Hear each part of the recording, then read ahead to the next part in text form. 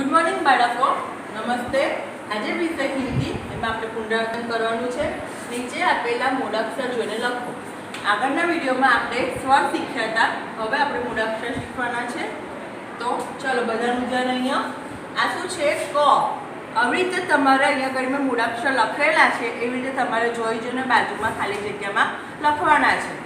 કસ ક, કસે કમલ. ખ, ખ से खरगोश. ग, ग से गणपति. घ, घ से घर. च, च से चम्मच.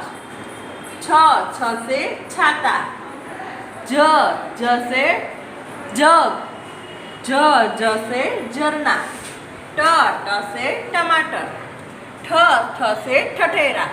આવી રીતે બાળકો તમારે આનું ઓરલ બી કરવાનું છે, એટલે તમને શબ્દો બી વાંચતા બી જાય અને લખવાનું બી છે. જોઈ જોઈને તમારે બધા મૂળાક્ષર લખવાના છે. આ પ્રમાણે તમારે HW કરવાનું છે. CW મુજબ HW 2 વાર. બધા બાળકોએ 2 વાર લખવાનું છે. Bye bye.